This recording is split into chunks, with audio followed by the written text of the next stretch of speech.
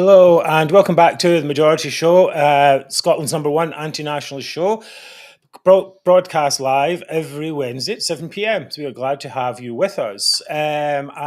We are going out on YouTube, Facebook and Twitter. So I have COVID today, but it's not too bad. So trying my best to keep going. And also here with our regular co-host, Mary, who had COVID last week, and David Griffiths. Hi, guys. Hello, good evening. It's nice to be back again. Very good. And what are we going to be? We've got a lot to go through today. What are we going to be talking about? Tonight, I will be exposing yet another big nationalist lie. And I'll be talking about some of the ongoing consequences of the Ferry's fiasco. And I think we'll all be talking about Humza Yousaf and the perilous state of Scotland's NHS. Indeed, we will. And of course, we have Zoomer of the Week. All right, so we will see you all back in a few seconds.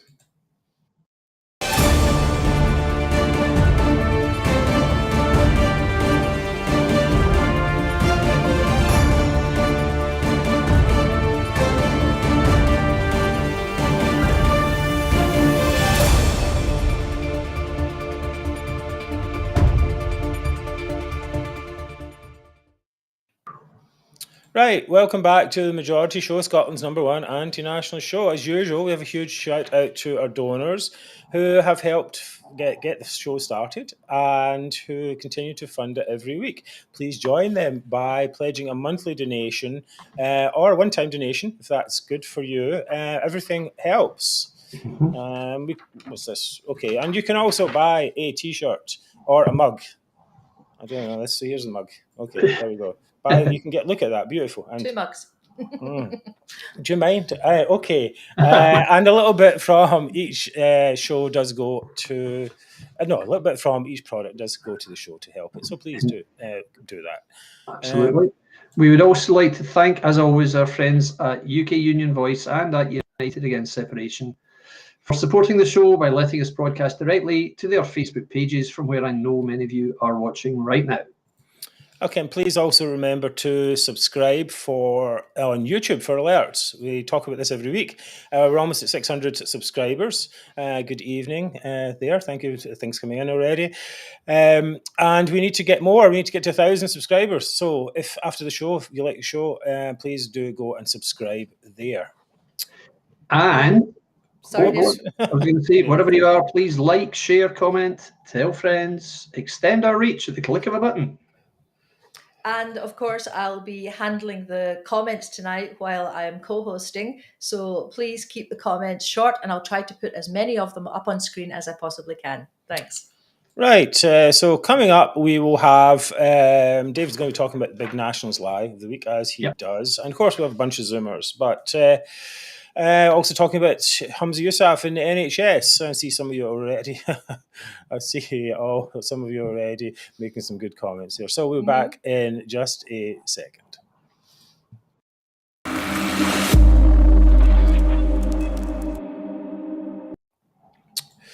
Right, so big news of the day is that the Supreme Court will publish its decision on Lord Advocate's reference regarding the legality of the Scottish Independence Bill next Wednesday at 9:45. And that's good timing because it means that we will be able to discuss the decision next week on the show. So please tune in for that. The decision is coming a little bit quicker than expected. And as we all know, well, and if you didn't, you will shortly, we all know there are 3 possible outcomes. Okay, so first, the court rules that the IndyRef 2 bill as drafted is within Holyrood's competence. That means an advisory referendum can go ahead. Note that it is an advisory referendum. David, any comments on that? Right. My thoughts on this: it is conceivable that the Supreme Court judges could rule that an advisory referendum can go ahead. My feeling is they won't. I think what they will say is you cannot hold a referendum on a reserve matter if you are a devolved administration. It really is that simple. So no, you are not able to do this. But I do feel that they might caveat it by bringing in some legal technicalities to say, of course, a devolved administration can do blah, blah, blah, blah, blah, and can I think they'll soften the blow a little bit. But I wonder. I don't know if that's going to be the case at all. I think they may well harden the blow, as it were, and say, and because I think they may well say this is it's not possible what you're trying to do. Don't come to us with this nonsense again. The law is clear. And the question, I think, to some extent, is going to be what loopholes the nationalists can see in that statement or judgment, I should say, to give them that little bit of hope to keep them going. And I think there may be I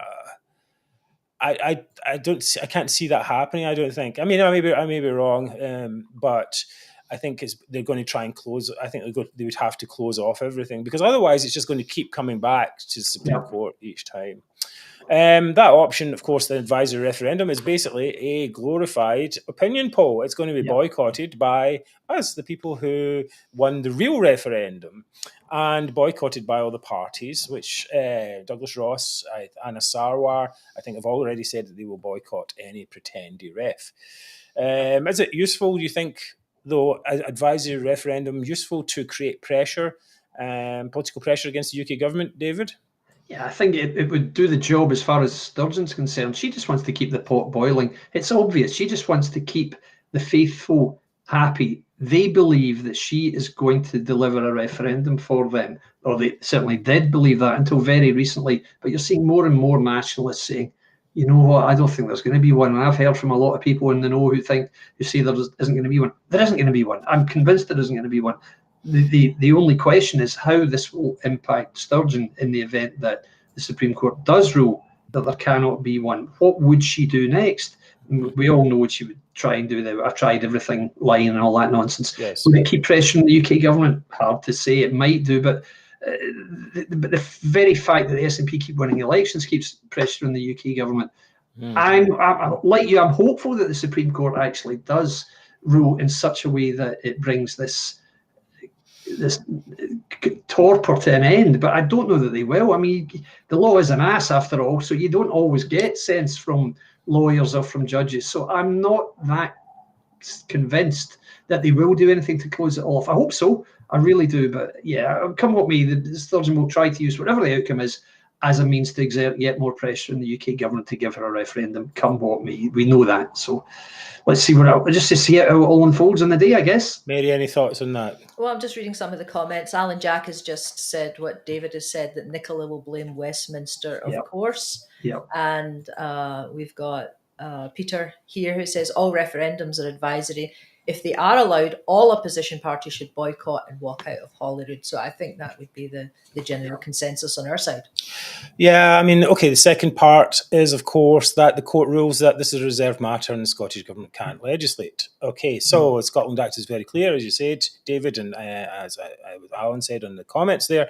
I mean, basically, if they could, they would have referendums every week. That's what would happen. So... Yeah. And I mean, what's to say what referendums they could have and how binding they would be on the UK government, right? So could they have a referendum on the UK's nuclear deterrent? No, they can't. It's a reserved matter, right? God help us if that happens. Well, for example, just an example. So it seems very slight that this would continue. Finally, the third issue is. The court could refuse to make a ruling either way on the basis that the bill is still a draft. As we know, Lord Advocate Dorothy Bain could not make a decision on whether the bill was legal or not. So she punted it up to the Supreme Court to ask their advice. We've said this a few times on the show that the Supreme Court isn't a citizens' advice bureau for Lord Advocates in need. What it is actually is it's got its own rules and forms. And so what should have happened is that Lord Advocate, she should have made a decision beforehand. But if it gets punted back to her, the Supreme Court says, no, we're not making a decision, and they don't just leave it at that, it's going to get punted back to Dorothy Bain, and she's going to have to make a decision. And my feeling is that she can't make that decision. She's already made clear she won't make that decision. She most likely would have to resign. What do you think about that, David? Well, you know what that makes me think of, in all seriousness? It reminds me of Countdown, when Rachel Riley is asked, can you actually puzzle out this number quiz? And she says, sorry, you have to leave it with me. And Jimmy Carr says, what? You've only got one job. And this is a bit what it sounds like with this. Right, okay. All you've got to do is see whether it's legal or not. I'm not sure. I think I'll just pass it to these guys, in which case, isn't the logical extension of that, well, what on earth are we paying you for then, madam? So, Yes. that's the way it strikes me. So, I can see any one of these three outcomes as a possibility. They're all conceivable, but it would be terrific if the Lord Advocate, as a result of this, resigned, saying there is no way I can bring this legislation. I don't believe it's legal. The Supreme Court wouldn't rule on it. I'm very sorry, I can't go on like this. That would be the ideal outcome for me. So yes, well, the court could also, there is a fourth. The court could also say, okay, we're not going to make this is what I think is going to happen. We're not going to make a decision on this. We're not going to decide. But if you did decide, it's a no-hoper. Yeah. Anyway, right? First of all, so it's like it's going to punt it back to Lord Advocate most likely, and then say it's a no-hoper as well. I mean, that's the ideal situation. It seems possible to me. It may not come out that way. I think if they give the Nationals any glimmer of hope, it could be an issue, because we see every day now, we see all the arguments that they are coming up with. I saw something today. Oh, it's a foreign court. Or it's we're trapped in the voluntary. Not in a voluntary union, and so on. Which makes something you might want to deal with next week, David. Happily, I would love to go through that one next week. Yeah, great idea. I will do indeed. And then, of course, we have the claim of right nutters who just say we'll use anything they can. If they found a scrap of paper on the ground that said independence was possible, they would use that. They'd be running up to Rishi Sunak and saying, here, we got this. We found this scrap from 1521 that says, if you get three witches together and you have a pot and you put in a bit of frog's legs and you put in a wee bit of sage, then you can have a referendum. Yep. That's the kind of level that they're at. Or then also, of course, the Smith Commission idiots who just, but the Smith Commission, say, but it's not actually a law, the Smith Commission. Oh, anyway, question. Will it cause Sturgeon to resign? Okay, my feeling, she won't resign next week, but if she proves unable to deliver the referendum she promised, I don't know where that leaves her, because as we know, her only plan B is to say, well, the next UK general election will be treated as a de facto referendum. Now, that's absolutely fine, in as much as she can present it that way if she likes. Nobody else will see it in that fashion at all. And I don't believe she would get over 50% of the votes anyway. What I suspect she might do, and this is just my opinion, I think she might be tempted to call a snap Holyrood election. I think she might do that, because that way she could say, well, here we go, I'm going to lead the SNP into this election, and it's going to be a record win with, as we've discussed, probably the SNP standing only in constituencies and the Green Party standing only in the lists. And that's the way they really could get an awful lot of seats. So that's what I suspect she'll do. She won't resign. But she would have to present that, though, as a de facto type of independence referendum. And I think a lot of people might just reject that idea in principle, and say, look, we had enough politics already, there's enough upheaval. And then you're just putting us through this torture again. And the UK government can ignore it anyway. They already have all the seats, right? Yep. Yeah. So, and so what's the extra thing that pushes it over the edge? Yeah. It's not. Is there popular protest? Are there thousands and millions of people in the street? No, there isn't. And there's 300 people and there's stray dogs. I mean, that's the level of it. Are the population really crying out for this? It seems unlikely. I mean, maybe if they were offered a prospectus, and the UK had actually, was not actually moving to a more stable situation, then perhaps people could be convinced. But I think people really want stability. Mary, any thoughts on that? Well, I just think that Sturgeon is probably fed up and looking for a way out, and this might be her plan, that this is her way out, that she can resign and protest. Well, it seems a bit unlikely as a protest resignation. I think it's more like tried my best. And those evil Westminster folk, Tories, and men, wouldn't let it happen. When in fact, we always have to remind people it's not Westminster that's stopping this. It's not the Supreme Court that's stopping this. It's the majority of Scots who voted to remain in the UK that's stopping Absolutely. this. It's as simple as that.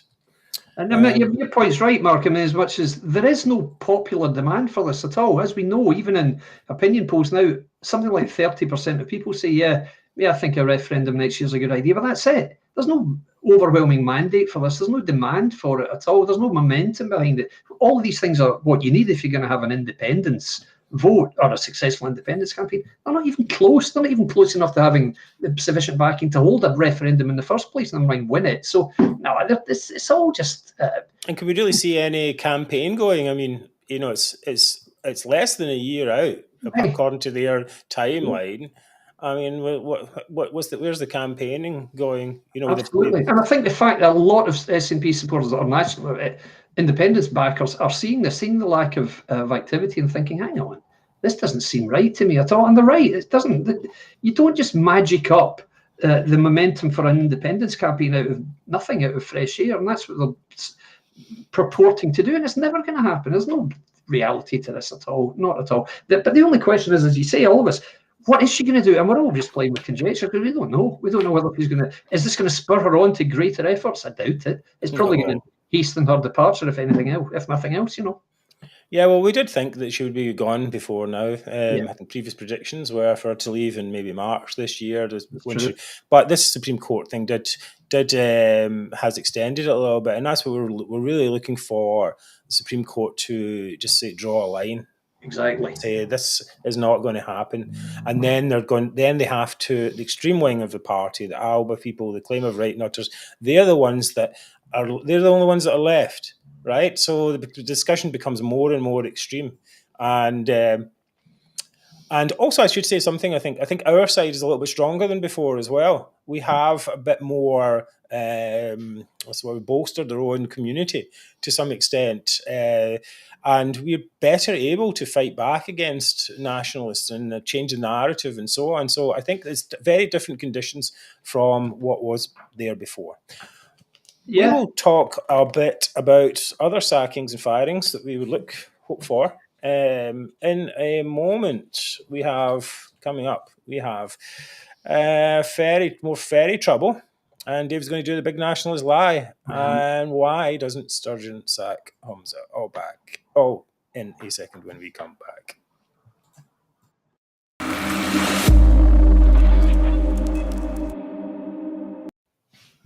Right, we're going at fair clip today, so we've got quite a lot to cover. Humza Yousaf is in the news for his ongoing incompetence. Not only can he not ride a scooter and cannot drive a car without insurance. With insurance. Like Transport Minister. Then he seems to be completely out of his depth in dealing with the NHS. Now, we're going to talk a little bit of the failures. Feel free to jump in with your comments, guys. Right. Oh, yeah. Before we start, we have to make one thing very clear. The Scottish NHS is totally devolved. This failure cannot be blamed on Westminster. Okay, so let's start with the waiting times. Waiting time, new figures show 63% of patients were dealt with within 4 hours instead of being 95%. That means that 37% weren't dealt with within 4 hours. One medic warned that such delays could lead to the loss of about 40 lives. I was supposed to show a graph at this point. Anyway, we'll come back to that in a minute. All right. Anyway, says here 4,000 people queuing for 24 hours to be seen. Right. All right. So that's just operational stuff. But making things worse, we have got strikes by nurses, ambulance staff, and physiotherapists coming up. Scottish Ambulance Service going to strike on November 28th. Don't get sick on November 28th. And of course, we all remember Humza's advice before when he said, don't go to A&E at all. Can you remember that one, Dave? That was last year. I heard it again last night. It was repeated last night. Only go to A&E if you're on the point of death. So don't go if you're dying. Right. How do you know if you're dying, guys? I don't know. I mean, I can remember phoning up that online doctor's thing saying, I've got severe pain in my left arm. And they said, how long have you had it? I said, about 2 days, they said, well, don't worry, it's not a heart attack because you'd be dead by now. Well, that's very, very reassuring, I must say. But how would I have known in the 2 days previously whether it was potential death bringing about or not? So it's just ludicrous. How can you say to people, don't come unless you're really ill? People don't know if they're ill or not. That's why they Oh, I know. It's Well, great. if you wait that long until you're seriously ill, how are you going to get there? Because I mean, there's no ambulances. No ambulance to take you, exactly. So if you think that, oh well, maybe I'm okay, maybe I'll live, Yeah, and you're wrong, then you die. indeed. Well, it seems that the whole thing seems to become a bit of a gamble, really. A few months ago, he said that he expects immediate A&E improvement. Of course, there wasn't any improvement whatsoever. I think we actually talked about that in the show as well. It was a bit just continuous lies, and also the media not helping by painting it in a more rosy way than it should have been. In fact, but now it seems the media is very much against him. They say now the British Army is going to be drafted in, perhaps, to deal with the ambulance strike. Now they've been offered £2,000 flat rate, £2,000 odd pounds, but of course they're saying the cost of living crisis is a bit too much here as well. Here's an interesting comment from Alan Jack. He says there's an article in the media also indicated time spent in ambulances in Scotland doesn't count towards the waiting time, but it does in England. They're always looking for ways to fiddle the numbers, aren't they? Absolutely, to misreport anything they can do. So you could be lying in the ambulance for 12 hours and then they see you in, 2 hours when you get in there, and that'll only be counted as 2 hours in Scotland, but not in England. It's ludicrous. I noticed last night also, Humza last night was saying, he was pointing out that the pay offer is something like 7% for Scottish workers, and it's only 5% for workers in England, the offer that's on the table. But I mean, you've got to be a bit careful with that stuff, Humza, pal, because it makes it sound like you're saying the voters, the people you're relying on to vote for you, i.e. employees, are being too greedy. So that's a difficult sell. But what's he going to say if they don't accept this offer? Is he going to say, well, it's all their fault? No, he's hardly going to say that, is he? But it's interesting that he's framing it in such a way that he's offering so much more money. And if they still refuse it, then that's a pretty difficult thing to follow through on without making it look like you're criticising the very people you want to vote for you. So he's in a mess here. And the fact is you mentioned it, Mark, he is grossly, hopelessly out of his depth, as he would be in a thimble, frankly, because the man is just devoid of any talent. So, well, let's just see how it goes. But no, he's in real trouble, I think, real trouble. Mary, you got something to say about that? Well, I was going to talk about the National Care Plan, which is going to be a really big thing. Both Humza and Nicola Sturgeon have come under a lot of criticism from their own MSPs about this National Care Service, which they're trying to introduce. Basically, it means it transfers the responsibility for adult and children's social care to a series of new care boards. God. Hear this, but overseen by ministers. I mean, what could go wrong? Lorna, please. She'd be great at that. Well, I mean, it's part of the plan, isn't it? It's centralise what you can, get your own people, as many of your own people in there that you're paying, and get control over them with money spent. Yeah, so the councils wouldn't be directly providing social care anymore, or private care homes. It would all come under the ministers and the Scottish Government. Grief. Can you imagine? It's ridiculous. So a lot of the MSPs on their own side, the SNP ones, are saying that basically it's a blueprint for huge financial risk. I mean, the Tories have said it's going to waste about more than £1 billion of public money for this needless bureaucracy. No, it's nonsense. I mean, you should probably make better work with the private sector a bit more in this case. I mean, what is the big driver of this? Do you know, Mary? I think it's just that there's been a lot of criticism of a few care homes.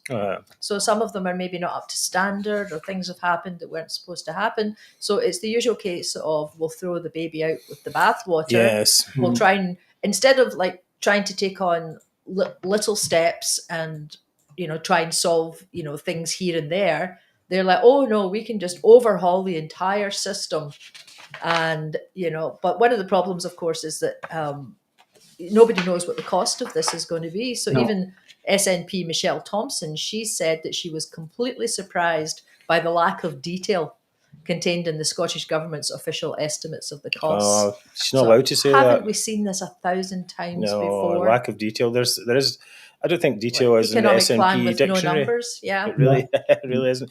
I was going to do some other parts, but I think what we'll do, we'll skip forward a wee bit because of time, and talk a little bit about his previous positions, David, and his competence in those. Well, I mean, he set a very high bar for himself when he was Transport Minister, and he was caught by the police driving without insurance. So that was a good start to his ministerial career, good old Humza. He then became Justice Secretary, during which time his flagship policy was the Hate Crime and Public Order Scotland Bill, which was a unique bill in as much as it united the Catholic Church and the National Secular Society in opposing it vigorously as a deeply flawed piece of legislation. Nonetheless, it was passed in Holyrood shamefully with the help of both Labour and Liberal Democrat MSPs. How could they, honestly? They did the same, of course, just recently with the Gender Recognition Act. But anyway, soon after being passed, the hate crime bill had to be amended to remove prosecution for accidentally or inadvertently stirring up hate, when it was pointed out that this could lead to libraries being prosecuted for stalking certain books. So that was soon taken out of the bill. But in other words, it was and it remains a farcical piece of legislation, courtesy of a deeply untalented man. Now, at 37, he is only 37, it's easy to forget that. Humza is very young for a cabinet minister. He is also notably Scotland's first Muslim cabinet minister, and the suspicion exists that he is probably continually promoted to jobs way beyond his capability, simply for the fact that he represents a particular demographic whose members tend to vote SNP. That is the thinking. So that's all I would really say about Humza Yousaf and his capability. That's being echoed by some of the comments on here. They're saying this is what happens when diversity overcomes ability. Yeah. And there's been other comments as well. Well, I think it's just where nationalism overcomes ability. Sturgeon said, I have absolute confidence in Humza Yousaf. Anyone who thinks the challenges, the very real challenges our National Health Service is facing is down to who his health secretary is, probably doesn't understand the nature of those challenges. Wait a minute. I mean, so she wouldn't want, Matt Hancock to change, or any one of the Tory ministers to change, to health ministers to change. That's utter nonsense. Of course, people have competence, and people are more competence, more ability than others. Some people that competence is in how fast they can climb the greasy pole of political patronage, and others it's actual competence. But many of these people in SNP, we've talked about this before, don't actually have any real managerial skills whatsoever. They are basically friends of Sturgeon or will support Sturgeon. And that's what's important, really, not how to get an ambulance from A to B in a particular time. You think about if you wanted to do that, you'd be hiring, I would be hiring, people from Amazon, right? Or whatever, say, you get your directors over here, you can get a package, from here to there, and, in a day, and easy. So can you sort out this ambulance thing? We'll start calling patients packages. Right. Well, maybe just for example. I'm just saying. So logistics. It's basic logistics, right? There are people skilled in logistics. Yeah, of course. And people how to get with something from one place to another, and processes and management process and stuff. And not to say that these people don't exist in the NHS, but ministers need to be aware of all this stuff and be able to do that and actually bang heads together and so on. He seems to be not able to do anything. We have doctors don't like it. You've got this one here. Doctors say just dodges the things, and multiple complaints coming from people in negotiating who say that he is just not up to the job. But why does she keep him? Is it personal loyalty? Appeal to the Muslim vote? Because nobody else is any good? I think that's the truth. I think that there's a very small pool of talent, and I use that word very loosely. Yeah. And I don't think there's much choice. That's why he keeps getting shuffled from one thing to another. Agreed. I think it's a very shallow talent reservoir, if you want to put it that way. Two really important messages I'd just like to read out here. Catherine, none of the SNP or the government have any business experience. You're quite right. That's a fatal flaw. None of them have any private sector experience at all. And that shows so clearly. And as Alan Jack said, who can forget his famous White ran. What you might not remember is, do you remember why or where the circumstances in which the derivative White? Do you remember what it was? It was just after George Floyd was killed. That's when he felt the need to point out that everybody in there was white. So yeah, it's a bit weird. That was a bit weird. Kind of felt a bit like reverse racism, but yeah, big time. Whatever. Yeah, it's not that good. Okay, we've got a lot to fit in today, so we're going to move on. Hope you enjoyed that segment.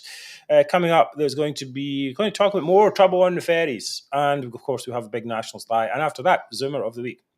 Back in a second.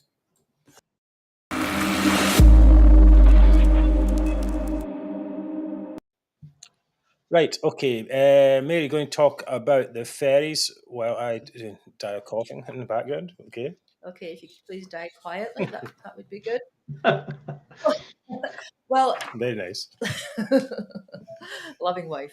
Okay, well, we've talked on previous shows about the ferry scandal. I'm sure we're all pretty sick of it already, but so far we've talked about the rigged tendering process that gave Ferguson Marine the contract to build the two ferries.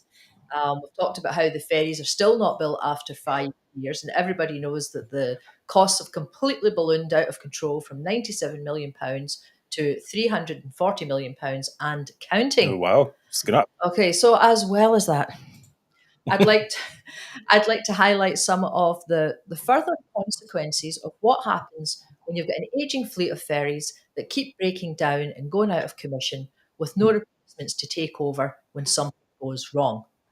So some ferry passengers have become so frustrated by the delays and the cancellations that they have threatened to ram their cars into CalMac staff. Oh. They've actually threatened to run them over.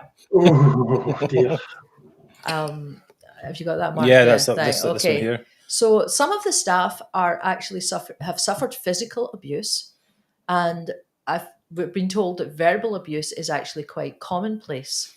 So the union, I think the union's called Nationalist, so they're complaining about this because the passengers are directing their frustrations at the staff. But the union are saying basically, look, guys, we are on your side. We want to keep, services running. We want, we don't want delays. We want all of that. So please don't take it out on us. It's not our fault. And the situation has become so bad that in bank holidays and other busy times, they've actually got to bring in police into the terminals at the ports, and they've got to bring in additional security to ensure the safety of the workers. So I think that just gives us an indication of the level of frustration and everything that's going on with this situation, because they're not getting ferries built, and they just keep breaking down all the time. So the situation in the islands is actually is very tense and quite desperate, and I'm a bit worried that it's actually going to become dangerous. Yeah, I want to interrupt here. Just a wee comment got in here from Morag. IMSMP will not listen to your lies, Mary. But these aren't lies. That's the thing. They're not lies. So Mary, Morag, rather, feel free to deconstruct and dismantle every single lie that we've told tonight. I'd love to hear your explanation of how it is that we are telling, or how it is we're being mendacious. Please, the floor is yours. Have at it. Okay. You're back. All right. So what I was saying was that the situation in the islands is becoming very tense and desperate. And there was a letter in the Herald today from Rob McNabb, who lives in Broddock. And he says, please, can't someone do something to help the people of Arran? He said it's like living under siege. They can't travel freely. And in recent days, there's been no bread and there's hardly any vegetables on the island. So the people are in dire straits, but the businesses are as well. They're not getting supplies. They're not getting services that they need because people can't travel over to fix things or maintain things or, all the stuff that they need. But interestingly, he was asking, why have the English taxpayers who are paying for the ferries not asked for an explanation as to what has become of their money? Very good question. Right. Very good. So he's put it, he's taken it out of the hands. He's realised that the Scottish taxpayers aren't asking any questions. So he's saying, well, it's actually English taxpayers that are paying, the 340 million for the ferries and God knows what. Well, we've talked about that before in the show. I think we're all in agreement that there needs to be audit, UK audit of not just behaviour for one thing, and financial accounting, right, from the top. And they should be, as a devolved administration, this devolve and forget idea is a disaster. So it needs to be devolve and account, or whatever word would rhyme better. But devolve, where they say.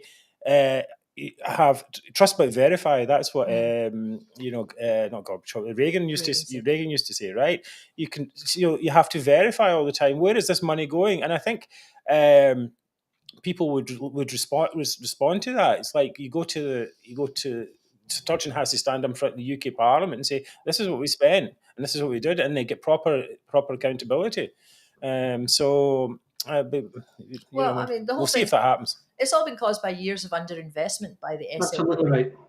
So this year, about 17 out of 31 of CalMac's ferries are past their 25-year life expectancy. Mm. Yep. The oldest ferry is now 46 years old.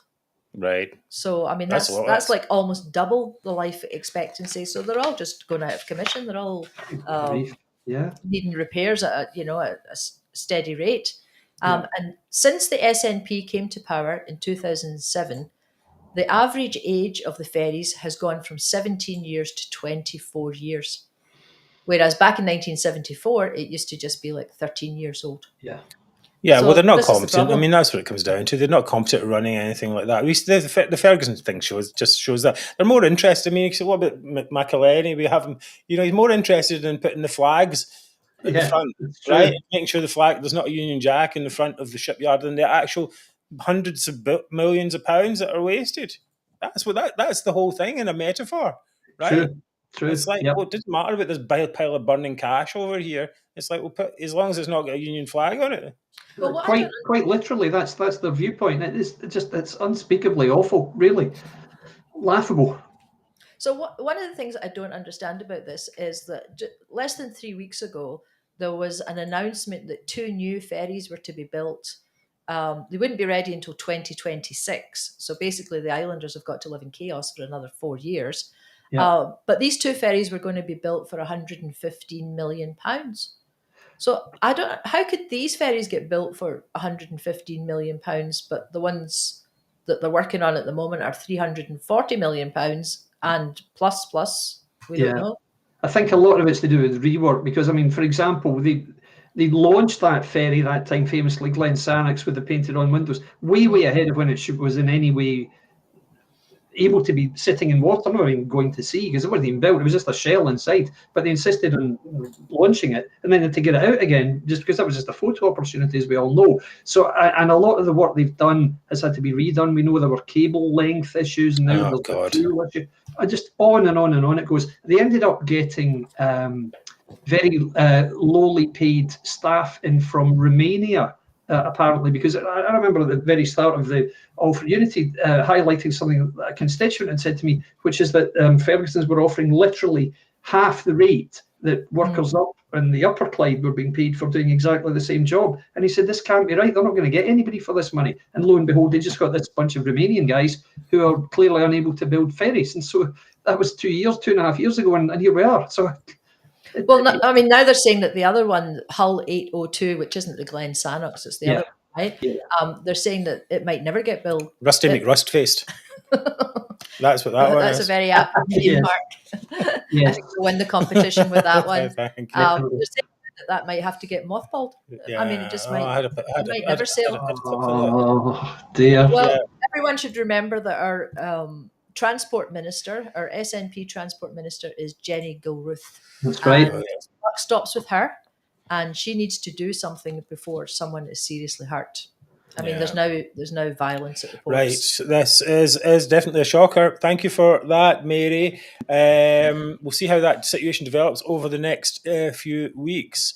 We are going to be back in a second. Oh, no, we're not going to be back in a second. What we're going to do instead is we are going to get ready for... Dave, don't pay attention there, David. Okay, it is Big Nationalist Lie. It's your section, that's why. It's me, indeedy.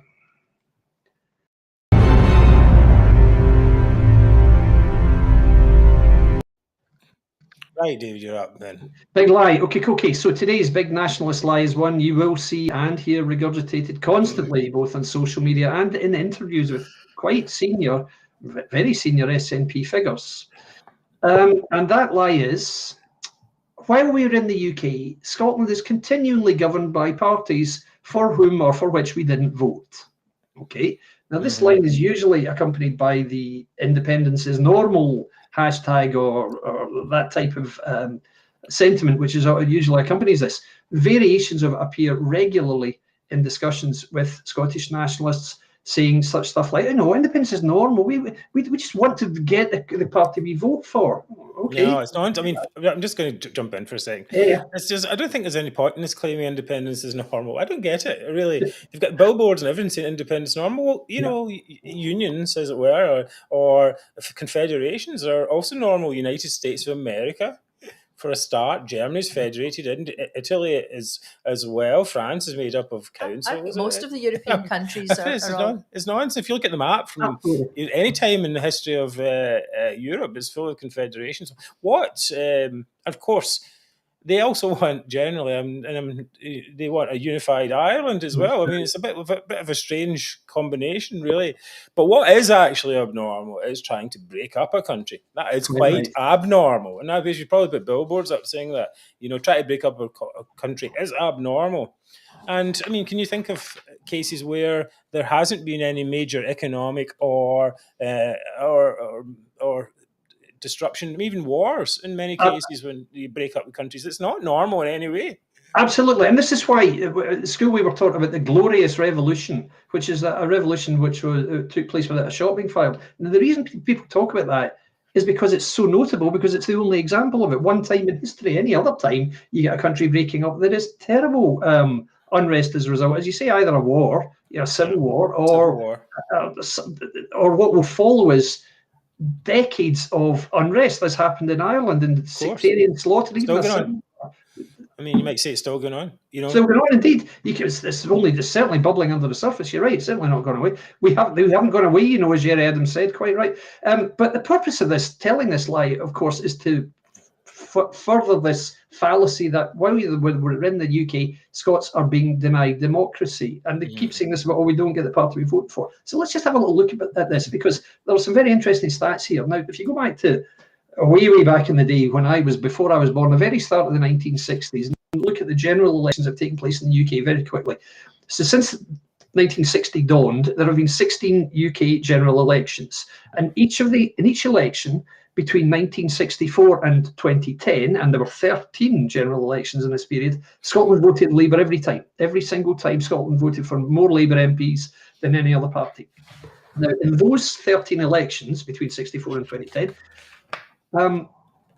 how many times do you think Labour won most seats of those 13 times and went on to form the government? So out of 13, the answer is 7.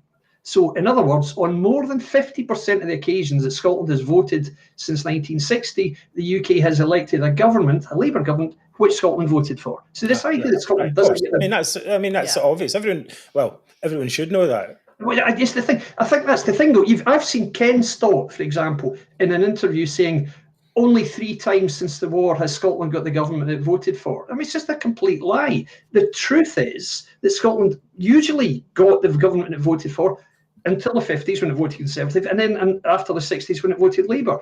But it's only since really 2015 that it's been different. So bearing in mind that Scotland voting Labour in the 3 elections, particularly in 64 twice and in 74 twice, the votes from Scotland ensure a Labour government. Without Scottish votes, a Conservative government would have been elected. So this idea that Scottish votes are worthless in a UK general election, complete myth. Total myth. And we've seen, I mean, Mark, I know you've talked about this, about nationalists taking stances about what happens if they vote a certain way. I don't know if you want to just talk about that. Yeah. I mean, the thing is, they seem to have they've got two stances, right? So the first one is voting Labour won't make any difference. That's it, yeah. That's what right? you say. Because Labour's going to lose. So you're going to get Tory government anyway. Right? It's kind of a bit self-fulfilling, that one. But anyway, of course, if you did vote for Labour, maybe there's a better chance of actually winning. Quite. And then the second part is voting Labour won't make any difference if they're going to win, because it's going to be by a huge majority. I had a guy say that the other day. They're going to win by a huge majority, so it doesn't matter. But they've neglected this middle ground where, that Labour may not win. Yeah. Right. And first past the post system means that small changes in percentage in many seats can make a huge difference to the overall electoral map. So things can switch very quickly. So what they're basically just saying is, I want to, I don't.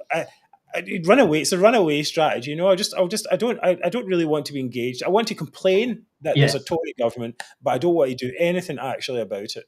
Absolutely right, and this is the point I made on Twitter earlier today.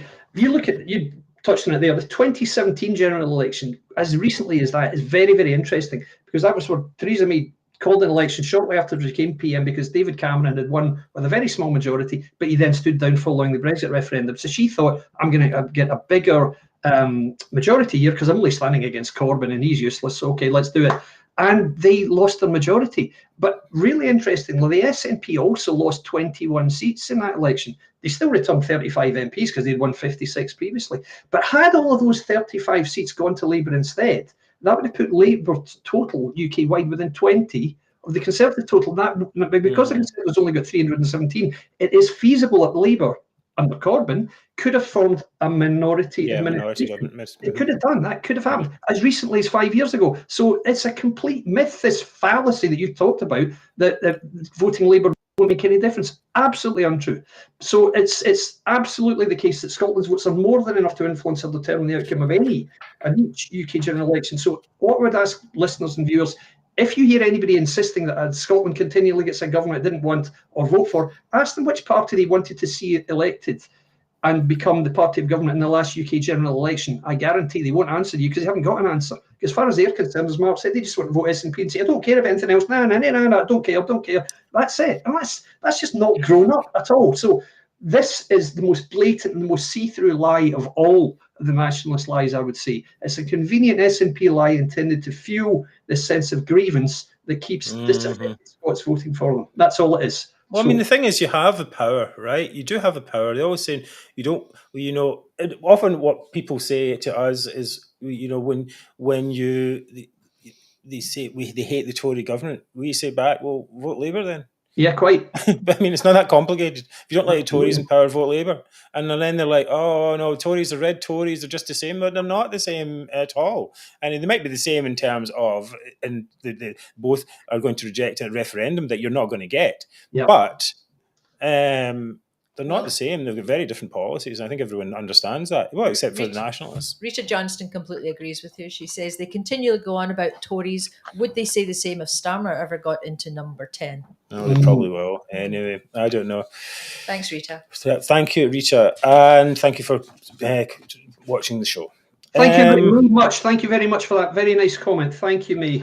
I think that was pretty good there. I think it's you should probably do a show just on these nationalist myths, to be honest. There's so much to deal with, and we can do a deep dive, and maybe we should consider that one time. David's been encouraged to get a new job. I just hope he doesn't leave us here on the majority show when he gets his time on Question Time.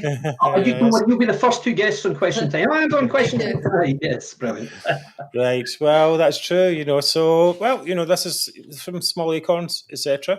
Things move on. Right. Okay. So, things you can do to support the show. You can donate. Yes, please do. That helps a lot. You can buy a T-shirt or a mug, and that's great as well. You can subscribe to the show, and you can tell your friends about us, or you can do all of the above. All of that makes us happy. Look at how happy we are. Look up there. Mary's very happy. There she is. I can't find her. Very good. David's even happy as well. All right. Okay. Coming up, it's the highlight of the week. The moment you have all been waiting for. It is the incredible, fantastic, amazing Zoomer of the week. Yay. Yeah.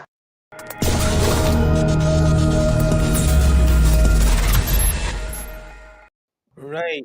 Okay. Mary's up first. Okay. So my Zoomer of the week are, my Zoomers of the week, I should say, are the Scotland scarf Nazis.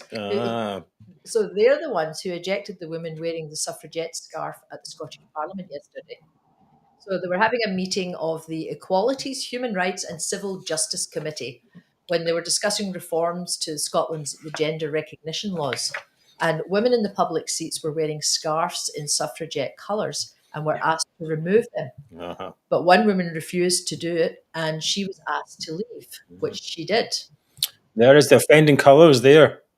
Oh my God, that's so offensive. It's shocking. We shouldn't actually, we probably need a license to show those soon. Okay, so anyway, the woman who left, she goes by the Twitter handle @obsolescence. She asked the staff why she was asked to remove her scarf, and the person said that they didn't really know, but they'd been asked to ask her to remove it.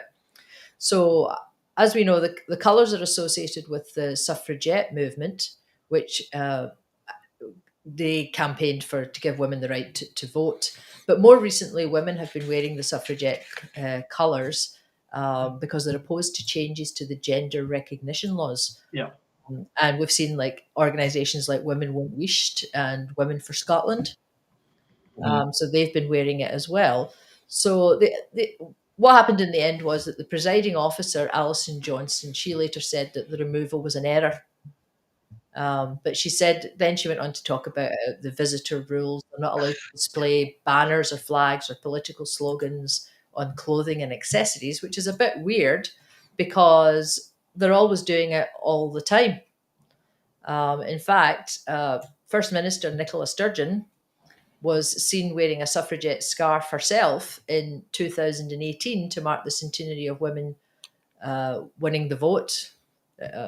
But yeah, in 2018, it'd been 100 years, I guess. And the Scottish Conservatives have said that there's items in the Scottish Parliament gift shop that have the colours of the suffragette colours.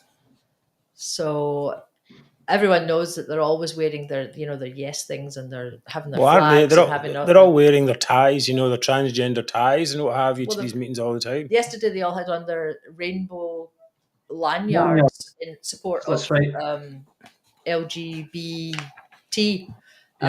So it's complete hypocrisy. So my Zoomer of the week is the ScotGov scarf Nazis. Okay, very good. All right, coming up, it's going to be another Zoomer of the week.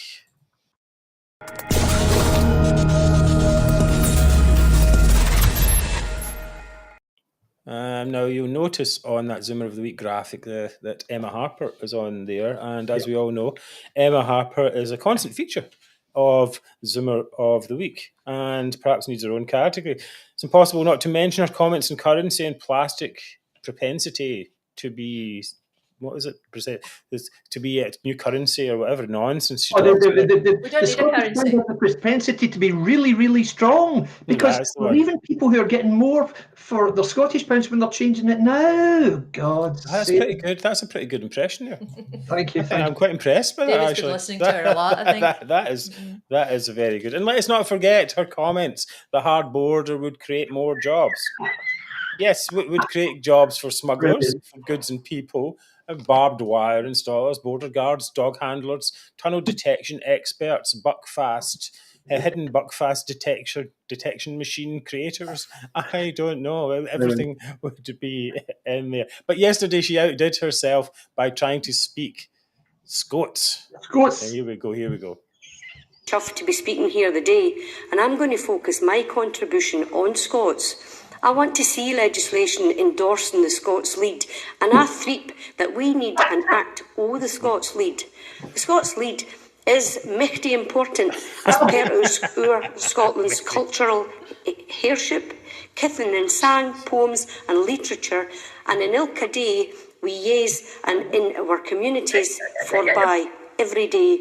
The 2011 census speared a question and then the Scots lead for the first time. 1.5 million folk. 2011. 11. My God. Mighty awful. I don't know. It really was. So instead of teaching kids to speak their own language better. These nutters are intent in making Scots less intelligible. Yes. How is that going to work in the global market? But I think an interesting thing about this is that they're trying to make Scots, trying to mash up all these Scots dialect thing into one kind of homogenous, super Scottishness, that you must speak all these Scots words in the lead, so that you are a true Scots person. And if you don't, then you're not. But all of these areas have different dialects, like Aberdeen and Isles and Glasgow, of course, and the borders, all of them. The point is that they have these because they're diverse, right? And that, we want this diverse nation. We don't want it all everyone speaking from one dictionary, one little book, whatever it is. These are the approved Scots words that you must try and pronounce. Michty. I can say it. Michty. Yeah. Oh, that's Michty. And didn't Chris off her tongue so eloquently and fluently? She was, I couldn't even get her words out. Pathetic. I don't know what she was actually trying to say, though. What was she actually trying to say? That's the point. You're so obsessed with trying to figure out what she's saying. You don't, the words. Absolutely. No idea what she's saying. Oh dear, too much. Right. Well, anyway, I've said many times, saying you're bilingual in Scots is like saying you're bilingual in Japanese because you know some Japanese words and can speak English with a Japanese accent. Exactly. It's utter drivel, pish, and that's the highest Summer of the Week, and that's going to win. It is definitely a winner. Definitely a winner. Right. Okay. David, you're up.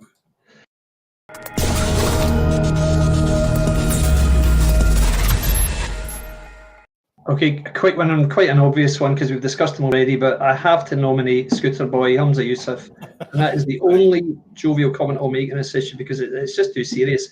As we know, he's the SNP government's failing health secretary. Under his stewardship, Scotland's NHS stands unbelievably on the brink of an unprecedented situation in which Scotland's nurses and other medical staff are about to go on strike. And the consequences of that actually happening against the backdrop of massive waiting times, really, it's too awful to contemplate. So we've already discussed Yousaf's appalling record in office, and I'm reminded of Malcolm Muggeridge's wife, who commented about David Frost that he was a man who rose without trace. And how true is that? He has achieved absolutely nothing in his career. He is a serial failure, just like John Swinney. The idea that Scotland's health service at this time is in the care of this incompetent buffoon is utterly grotesque. And the issues facing Scotland's NHS are way beyond the capability of this man. I've listened to all week to his paper-thin excuses about, no, our queues aren't really as bad as you think, and things are getting better, and it's a really generous pay offer, which has just been refused.